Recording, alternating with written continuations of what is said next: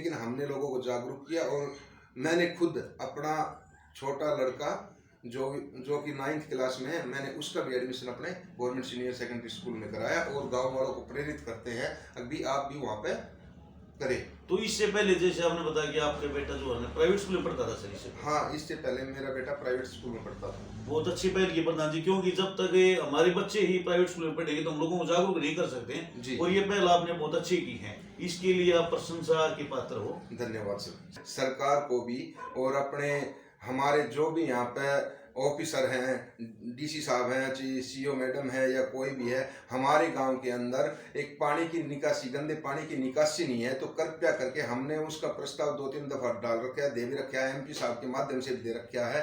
तो कृपया करके जल्दी से जल्दी हमारे गांव के गंदे पानी की निकासी का अगर प्रयत्न हो सके उसको निकालने का तो वो किया जाए। नमस्कार, मेरा गांव मेरी पहचान कार्यक्रम के तहत गांव गांव का दौरा कर रहे हैं। इसी कड़ी में आज हम पहुंचे हैं लिलाड़ी गांव में। सरपंच रोशनी देवी यहाँ पर हैं। हम आपको बताएं, सरपंच प्रतिनिधि विक्रम यादव जी हमारे साथ हैं।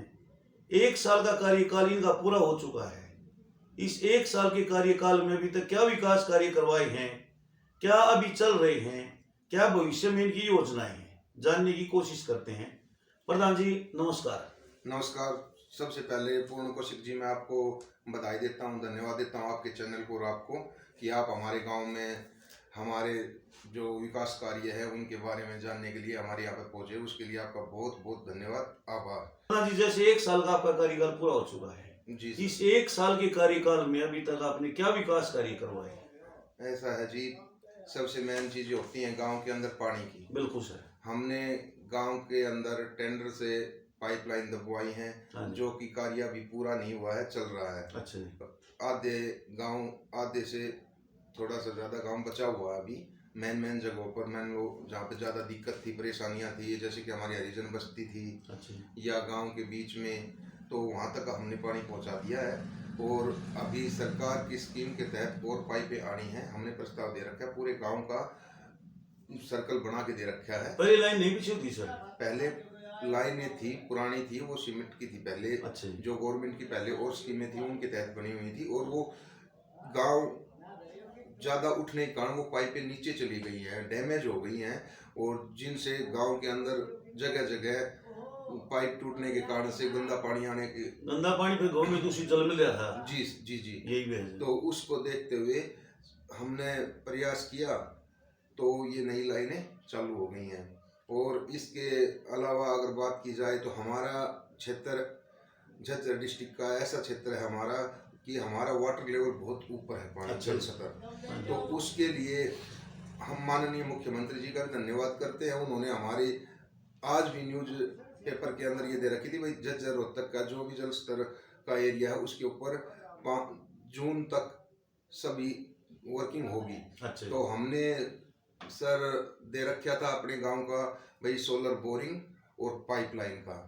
तो वो माननीय मुख्यमंत्री जी ने पास कर दी है और फसल कटते ही सोलर बोरिंग और पाइपलाइन दबाई जाएगी, जिसका जो पानी है वाटर सोलर बोरिंग चलेंगे तो जो पानी है वो पाइपों के थ्रू माध्यम से नहर के अंदर गिरेगा और वो ड्रेन नंबर 8 तक पहुंच जाएगा। जिस भाई को सिंचाई के लिए चाहिए तो वो उसमें से यूज कर सकता है। मतलब सही के लिए यूज हो जाएगा जी। और इससे वाटर लेवल डाउन जाएगा ताकि लोगों को फसल मिल सके। बिल्कुल सर। जैसे बात करते पहले कहावत होती थी, खेलोगे कूदोगे बनोगे खराब, पढ़ोगे लिखोगे बनोगे नवाब। इन आज वो विपरीत सी डोरी है, खेलने कूदने से भी नवाब बनते हैं, पढ़ने लिखने से नवाब बनते हैं। तो इस 1 साल के कार्यकाल में खेलों को लेकर आपके क्या प्रयास रहे हैं, क्या भविष्य में ये प्रयास रहने वाले हैं? सबसे पहले बातचीत करेंगे, क्या गांव में स्टेडियम है?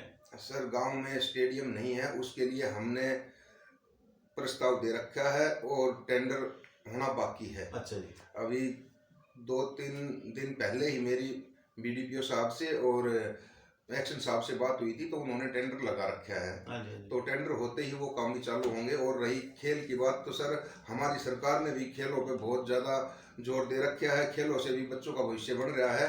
तो उसके लिए हम स्टेडियम बनवा रहे हैं और गांव का अंदर ग्राउंड है। हमने अभी मंत्री साहब आए थे हमारे ADO ओम प्रकाश यादव नारनौल से मंत्री, सामाजिक कल्याण मंत्री हैं, तो उनसे भी हमने ये रखा था कि सर हमारा ग्राउंड जो है नीचा है, उसके अंदर मिट्टी डाल के डलवाकर और उसे ऊंचा उठाया जाए और एक बच्चों के लिए दौड़ने का ट्रैक बनवाया जाए। तो उन्होंने भी मंजूरी दी है, बोला भाई मिट्टी भी हमने कहा है अक्सर मिट्टी का भी हम बंदोबस्त करेंगे, तो आप कृपया इसको कराए। तो उन्होंने इस चीज़ के लिए मई तक का टाइम दिया है। तो उम्मीद है आपको मतलब बहुत जल्द हो जाएगा सर। जी जी जी सर जैसे अभी जो बच्चे खेल रहे हैं वो कहाँ पर खेलते हैं? सर वो अभी बच्चे हैं गांव के पास ही, जैसे कि जमीन वेस्टेज पड़ी है उसके अंदर लोग मान लो एक दो भाइयों ने अच्छा। अब वो भरत कर रखी है, तो वहाँ पे बच्चे थोड़े से कर लेते हैं। या सुबह शाम मंदिर की तरफ है कुछ जगह, वहाँ पर चारों तरफ गांव के बच्चे जाते हैं। हाँ जी, हाँ जी। तो यहाँ वहाँ सड़कों पर और ग्राउंड मान लो मंदिर के पास जगह है कुछ, वहाँ पे वो प्रैक्टिस करते हैं। विक्रम जी जैसे बात करते हैं, कुछ विकास कार्यों की बात अधूरी रह गई थी, जी तो विकास कार्यों के ऊपर दोबारा चलते हैं। जी तो इस एक साल के कार्यकाल में अभी तक आपने क्या विकास कार्य करवाए? जैसे आपने पानी की लाइन जो लाइनें बिछवाई हैं जी, वो बहुत बड़ी समस्या थी, आपने बहुत बढ़िया काम करा। उससे अलग आपने क्या करवाई? उसके अलग से जी, जैसे कि शिक्षा के क्षेत्र में तो अभी हमारे गांव के अंदर लाइब्रेरी, हाँ जी, बच्चों के लिए अभी स्कूल में लाइब्रेरी बनने लग रही है। निर्माणाधीन है जी। हाँ, निर्माणाधीन है, जो पूर्णतः तैयार नहीं हुई है। अच्छा जी। ठीक है, एजुकेशन के ऊपर तो ये था सर। हाँ जी, हाँ जी। और कुछ एक हमारे गांव की गाड़े जिनमें गंदा पानी भरा रहता था, बिल्कुल सर। एक 5-7 जिस प्रकार से सरकार के दिशा निर्देश थे उस तरीके से हमने वो काम किए हैं। 5-7 गाड़ भी पक्की बनाई है। बिल्कुल सर। सर जैसे शिक्षा के लिए आपने लाइब्रेरी का निर्माण करवाया, निर्माणाधीन है, चल रही है, जी। बहुत अच्छे प्रयास हैं। तो शिक्षा की बात करते हैं, गांव में शिक्षा व्यवस्था कैसी है? सर शिक्षा के हमने पहले हमारे स्कूल के अंदर, सरकारी स्कूल के अंदर बच्चे कम थे। अच्छा जी। हमने लोगों को जागरूक किया कि अपने बच्चों को आप सरकारी स्कूल में डालें, और ताकि हमारे स्कूल की स्ट्रेंथ भी बढ़े। और जैसे कि कई स्कूलों को सुनने में आता था कि भाई वहाँ पर बच्चों की जनसंख्या न होने के कारण स्कूल बंद हो गए। बंद हो गए। सर एक जैसे बात करते हैं शिक्षा की, आपने जैसे लाइब्रेरी का निर्माण करवाया है, तो आप स्कूलों का भी दौरा करते होंगे? हाँ जी बिल्कुल बिल्कुल। और जो बच्चों की समस्याओं का निपटान भी करते होंगे? हाँ, बच्चों की समस्याओं का भी हमारे यहाँ पर अभी प्रिंसिपल हैं, वो अभी रिटायरमेंट पे हैं। अच्छा जी। वो भी बहुत सहयोग कर रहे हैं और स्कूल के टीचर भी काफी सहयोग कर रहे हैं। स्टाफ पूरा सर यहाँ पर? सर स्टाफ पूरा है हमारा यहाँ पे। हाँ जी। और एक दो समस्याएं थी गांव के हमारे, मान लो लोगों की, भाई मास्टर जी स्कूल पर नहीं आते, थोड़ा सर्दी में हो भी जाता है, बिल्कुल। 5-7-10 मिनट लेट सेट हो भी जाता है। बिल्कुल सर, तो बिल्कुल। उसके लिए भी हमने उनको बताया कि भाई आप अपने समय पे आए, ताकि बच्चों को समय पे सही शिक्षा मिल सके। तो गांव में चिकित्सा व्यवस्था कैसी है, और इस एक साल के दौरान आपके चिकित्सा में सुधार को लेकर क्या प्रयास रहे? सर मैंने बनते ही मेरी वाइफ सरपंच बनते ही हमने प्रस्ताव डाला था कि हमारे गांव में HWC की बिल्डिंग नहीं है, लेकिन हेल्थ की टीम है। अच्छा जी। तो जो हेल्थ की टीम है वो हमारे यहाँ पे कम्युनिटी सेंटर है, हाँ जी, हाँ जी। उसके अंदर शिफ्ट कर रखी है। अच्छा जी। जो कि उनकी बिल्डिंग नहीं है, तो उसका भी हमने प्रस्ताव डाला था। और मैं धन्यवाद करता हूँ हमारे रोहतक लोकसभा के MP साहब को कि उनके माध्यम से वो चीज़ें हुई और यहाँ पे हमारे पास ऑर्डर आए। अभी CHC अपने साल आवास जो SMO हैं, उन्होंने हमें बुलाया, उन्होंने कहा जी आपकी ये बिल्डिंग आई हुई है, आप अपने डॉक्यूमेंट सबमिट करा दो, जैसे कि जमीन की भाई फर्द है या जो डॉक्यूमेंट्स की रिक्वायरमेंट है, तो वो हमने उनको सबमिट कराया है। वो कार्य भी जल्दी से जल्दी चालू हो जाएगा। मतलब यहाँ पर चिकित्सा को लेकर आपके काफी प्रयास रहे हैं? जी सर जी। सफाई की बात करते हैं, तो स्वच्छता और सौंदर्यीकरण को लेकर आपकी क्या प्रयास रहे? हमने भी गांव की साफ सफाई बनते ही पहले गांव की साफ सफाई कराई थी।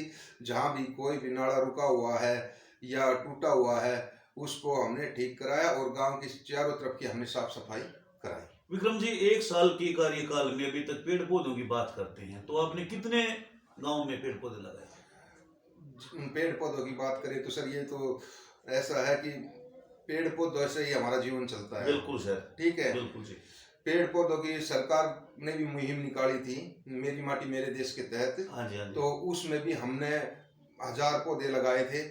और उसके अलावा भी बरसात के मौसम में हमने अपने पास से भी यहाँ पे 3-4 हजार पौधे लगाने का काम किया है। मतलब भविष्य में भी आपके प्रयास रहेंगे? हाँ जी बिल्कुल बिल्कुल। अपने बसंत ऋतु के अंदर बिल्कुल हम ये चीजें करते हैं और वर्षा ऋतु में वह फल फूल जाते हैं। बिल्कुल सर। एक जैसे हमारे चैनल के माध्यम से जो आपके गांव के युवा हैं, जो आसपास के गांव के युवा हैं, उनको आप क्या संदेश देना चाहोगे? मैं तो अपने सभी युवा साथियों से या बच्चों से यही कहना चाहूँगा कि भाई ज़्यादा से ज़्यादा अपनी पढ़ाई करें और उसके लिए और जब समय लगे तो अपना शारीरिक बिल्कुल मापदंड को सही रखे, बिल्कुल ताकि आने वाले समय में अभी बताएं तो कल 28 तारीख को अभी प्रधानमंत्री सीएम का खेल वो है। अच्छा जी। तो गांव के हर वहाँ से मान लो ब्लॉक से भी मैसेज आए हैं और हाँ जगह से मैसेज आए हैं, भैया आपकी अगर कोई टीम है तो राजीव गांधी खेल परिसर जो अपना सालावास है सालावास तो में। वहाँ पे आप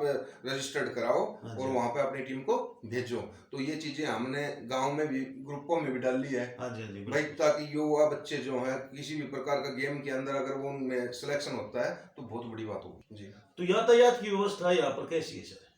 सर जो यातायात की, हाँ मैं ये एक रिकमेंड गवर्नमेंट से करना चाहूँगा आपके चैनल के थ्रू, पूर्ण जी, हमने एमपी साहब के साथ में साझा की थी कि सर हमारे गांव में कोई भी सरकारी रोडवेज बस नहीं चल रही है। अच्छा जी। तो एमपी साहब के प्रयासों से रोडवेज बस आई भी, अच्छा जी। 1-2 दिन चल के, हाँ जी। लेकिन वो फिर से बंद हो गई। अच्छा। तो मैं सरकार से और एमपी साहब से निवेदन करूंगा कि वो सरकारी बस दोबारा से गाँव में फिर से चले।